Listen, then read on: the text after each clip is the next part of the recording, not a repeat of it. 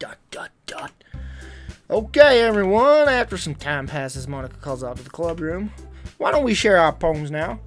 Before I know it, everyone is back to normal. Everything is back to normal. Oh, whoops, I just skipped that. I make contact with Monika, eye contact with Monika, and she smiles at me. I don't know what she was talking about, Sayori. Love interest first. Dot, dot, dot. Kilplix, your writing has only improved in these last few days. Every poem you've shown me has been nothing short of spectacular. I can really feel the emotions. I'm a little envious, even. I don't think it even came to me this naturally. Yuri, that's the wrong way to put it. This never did come naturally to me, but I've been able to improve so much thanks to you. You're really the example I was chasing after. Is that so? Yuri gently smiles to herself. This feeling, I'm so glad I got the chance to share my writing. I never thought it would feel like this. I remember you mentioning that yesterday. I can't believe that you're so good at something and you never even shared it with anyone. It's kind of a shame. Maybe, but it's not like I really had a choice. What do you mean? Well, Yuri smiles sadly. Kilplix, during lunchtime, I eat by myself. Did you know that? It's a great time to find a quiet spot and do some reading. In fact, I always have some books with me. You could say I really enjoy reading. Well, that's one way to put it anyway. But books are so full of amazing and inspiring people. People you want to fall in love with. Or people you just would make, or people you just know would make a really good friend. Cheerful people who always put a smile on your face. Don't you get seats on me! Or deep thinkers and problem solvers who discover the mysteries of life. So when you look at it that way, I'm surrounded by friends every day. Okay, that's... oh my... ugh. You know? Okay. Alright, calm down. And those friends don't laugh at me. Oh, good lord. We're getting to the cringe. She's getting cringy here. They don't tease me for spacing out all the time. They don't make fun of my body type. No one makes fun of your body type, you frickin' idiot. And they don't hate me for acting like a know-it-all. People say that about you? I'm not a know-it-all, Kilplix. It's the opposite. I don't know anything. I don't know how to talk to people. I don't know how to make people see me as normal. I don't even know how to make myself happy. She's gonna kill everybody. I have all these feelings, and all I can do with them is read and write. But it wasn't until now that I started sharing it with you that I really understood I was missing all this time. But I haven't really done anything. No, that's wrong. Just being patient and respectful, that's really important to me. Oh, frickin' lord. I know I'm a difficult person, Kilplix. I speak too slowly. I second-guess myself all the time. I talk a lot. I talk so much. I read too deeply into things. But every time, you've always treated me like just like anyone else. It's so rare that I feel comfortable with myself when I talk to others. But that's why every time I talk to you, I stuff my bra more and more. I just feel really happy.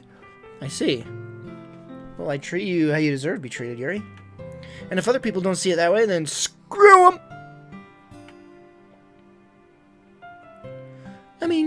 Oh, that's me. I joined this club hoping I would make friends. Score! And I would say that I have at least one success. A future success at scoring! Wouldn't you? If you put it that way, yeah. We really are friends now, aren't we? Yuri puts her head on her hands. Her head on her hands. But this time, she's smiling as she does it. Do you want to show me your... You know... You want to show me? You want to show me it? Them?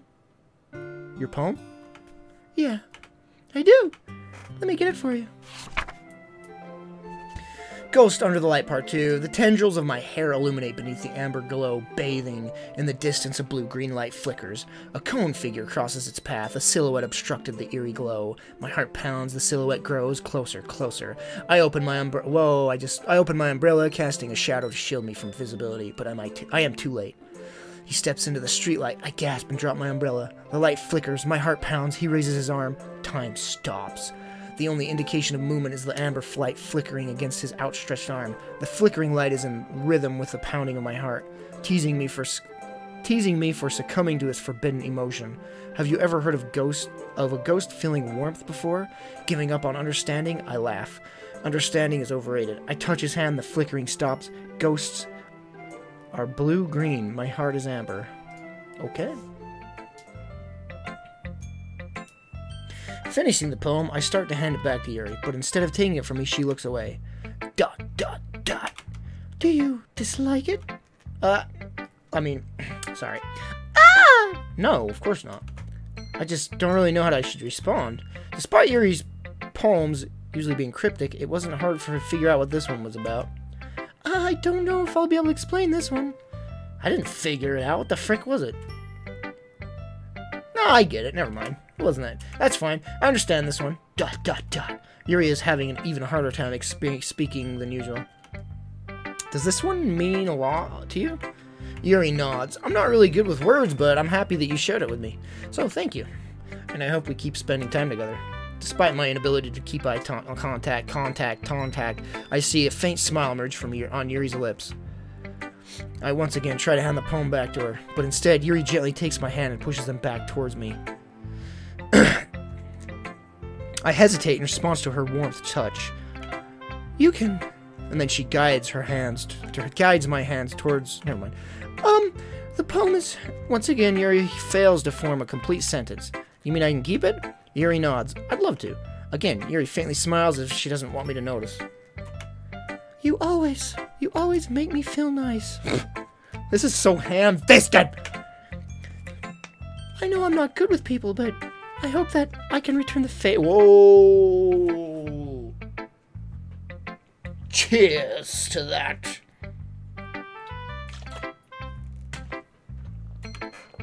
Yeah, don't worry. I think you do a good job. You'll do a better job later. Okay, I'll stop. Yuri finally turns back toward me. I guess we should move on before Monika says something, but I'm sure we can talk again later. Yeah, I'm sure we will. With that, Yuri timidly smiles at me, and I return to my seat so I can put her poem away.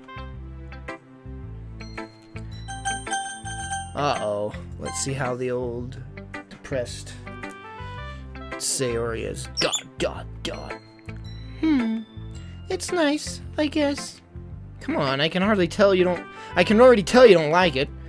Well, you don't need to worry about what I think. After all, you wrote this for someone else, didn't you? Probably Yuri. Eh? I didn't write this for anyone specifically. Maybe. That's not really what I meant, though. But it's okay. You're making new friends just like I was hoping. That makes me really happy, I guess, or something like that. Or something. And you're happy too, right? In this club? Well, of course I am. Good. That's all that matters to me. Thank you, Kilplix. Sayori, is there something wrong? Huh? No, nothing. I'm just a little tired today. Alright. Just tell me if you need anything. I will. Don't worry about me, okay? You can go play with everyone else now. If you insist. Yay! I'm gonna go home a little bit early today. Sayori? Tell Monika I wasn't feeling well, okay? I'll see you tomorrow. Before I can say anything else, Sayori cheerfully walks out of the classroom humming to herself. She's gonna kill me. Oh, Lord, not you. Yeah, no thanks. Huh? You didn't even... Next. Whew! She's completely out of the options now. Hi, Kilplix. Have you thought about what you want to submit to perform at the festival? Well, being in this club is one thing, but performing in front of a bunch of people? I'll have to give it some more thought. Okay, no pressure. But whatever you do, I'm sure it'll turn out great. It would also make me happy to see. Yeah. Anyway, let's take a look at today's poem. Sure. I let Monika take the poem I'm holding in my hands. ... Your style's gotten so refined, Kilplix. Yuri's been teaching you a lot of things, hasn't she? Well, I guess so. Yeah, I've been noticing how much time you spend with her. I think I've heard her say more of these words these past couple of days than she's talked in the whole year. Not sure how you did it, but that's pretty impressive. Well, she just needs some patience and a way to talk about all the things in her head, I guess. I'm still getting the hang of it myself. You're certainly putting in a lot of effort. You must really like her. Yeah, that's... Oh, yeah. It's awfully suspicious, you know. Spending time with her in the club room every day. Reading that edgy novel with her. Am I still live? My stream just died on my laptop. Okay, there it is. Well, oh, that's me. Well, I just feel bad that she has a hard time socializing. She has a great chest, okay? Makes me want to make sure she doesn't spend all her time alone. Besides, the novel isn't too bad either, you know. Alright, I get you. Just be careful, alright? I know that Yuri isn't used to opening to herself up. So if something bad happens while she's vulnerable, then it could be really hard for her. Oh, good lord. Her books aren't a total escape from reality.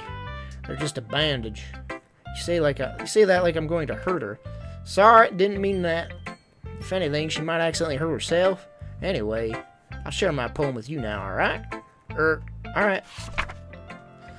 The Lady Who Knows Everything. An old tales of a lady who wanders earth. The lady who knows everything. A beautiful lady who has found every answer, all meaning, all purpose, and all that was ever sought. And here I am, a feather. Lost adrift the sky, victim of the current of the wind. Day after day I search. I search with little hope, knowing legends don't exist.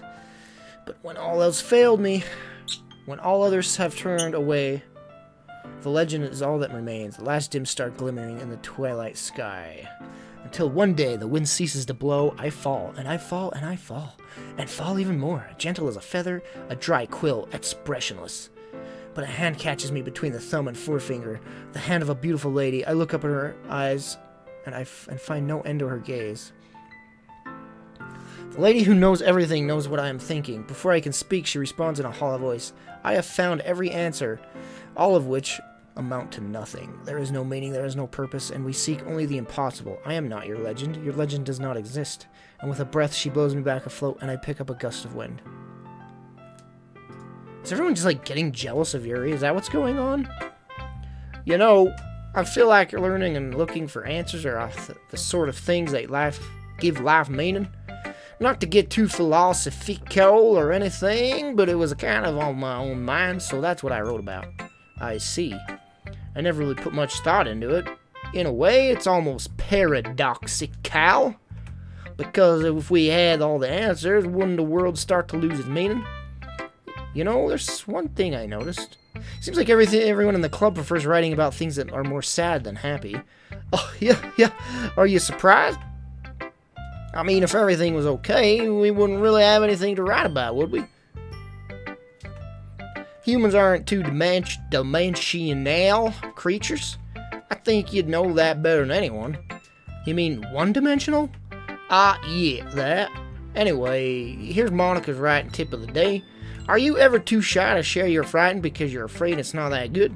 It can be really disheartening to get a lukewarm response to something that you put so much into. But if you find other people who enjoy writing, then sharing becomes a lot easier. Because instead of just telling you that your writing isn't good or okay or bad, they'll want to focus more on everything that went into it and the things you can work on.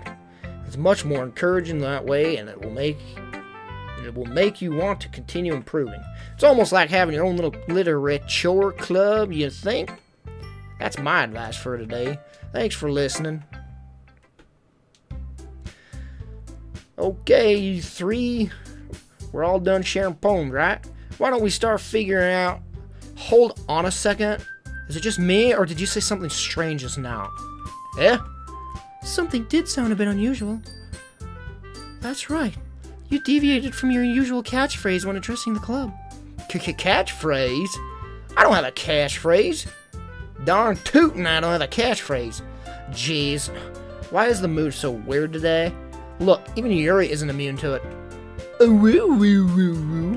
Stagnating air is common foreshadowing that something terrible is about to happen. In your books, maybe. Look, the only thing different is that Sayori isn't here. Ah! It seems you're right. Sigh. Sayori always helps lighten the mood a little bit, doesn't she? It's almost like everyone's balance is thrown off a little when she's not around. Where the heck did she run off to anyway? I thought she just went to pee. Natsuki, please show some decency. Oh, come on. She actually wasn't feeling too well and went home early. Is that so? I hope she's alright. Seriously?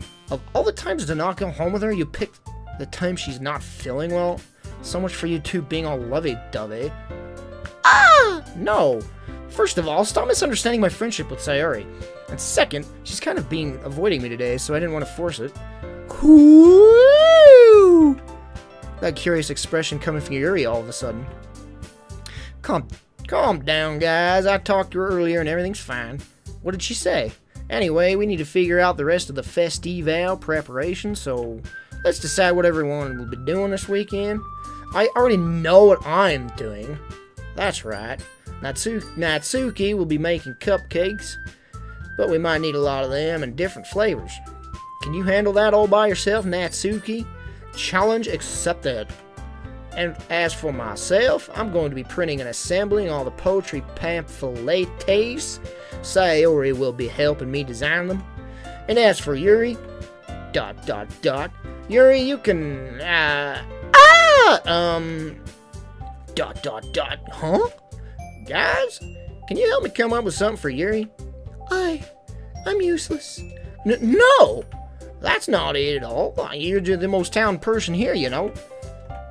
Now Natsuki pouting too? Geez, even I can tell now. I guess I never gave Sayori enough credit, but I can tell things are even harder on you when she's not around. Ah! That may be the case, but if I can't also be a leader on my own, then I won't grow as a person. So, Yuri, you have beautiful handwriting, you know? So you should be making some banners and decorations to help set the atmosphere. Atmosphere? About that, I love atmosphere. Yuri's expression suddenly changes as she stares at her desk and is focused and starts nodding to herself. Your mind is already racing, I see. That's great. You'll be a wonderful help, Yuri. But anyway, that just leaves you, Kilplix, the one who's truly useless. Oh, that's me. The one who's truly useless. Oh, yeah, don't say that. In fact, both Natsuki and Yuri have some pretty heavy tests to handle. It would probably go a long way to give them a hand. You could always you could always help me out as well. I would be really appreciative of that. Ah! Is Monika suggesting I spend the weekend with one of my club members? How on earth are they going to respond to a suggestion like that? Ah! I suppose I wouldn't mind a bit of help. Well, even if you don't know how to bake, there's always some dirty work I could give you. It's not like Monika is going to give me a choice. You shouldn't be sitting on your butt anyway. Natsuki tries to mumble a bunch of excuses like that. If I recall, Natsuki, you mentioned that you would like to handle the baking of your own. Kilplix may not like to be around if you only make him out to be a nuisance. So therefore, he may be more suited assisting with the decorations. Hold on, I never said that. How hard could it be to make a few decorations anyway? Sounds more like you just making excuses for Kilplix to... What are you saying? It'll be extremely meticulous work. And baking isn't? Just what do you think? Guys, let's settle down for a moment. In the end, I think it's up to Kilplix to decide how he'd like to contribute. Besides, he hasn't really gotten a chance to spend any time with me yet, you know? yeah. So I'm sure he's interested in, You literally just said... I'm surprised as well. Sorry. I was just saying, though. Jeez. I kind of really like her. I like her. I like Monika. Even though I'm giving her a stupid accent, I like her character. Jeez. Can we just settle this already? Yeah, Kilplix, you're okay with this, right? In the end, it doesn't even matter. Ah! Of course. Very well. In that case, everyone look straight at me. But of course, I'm going to go with Sayori. No, just kidding.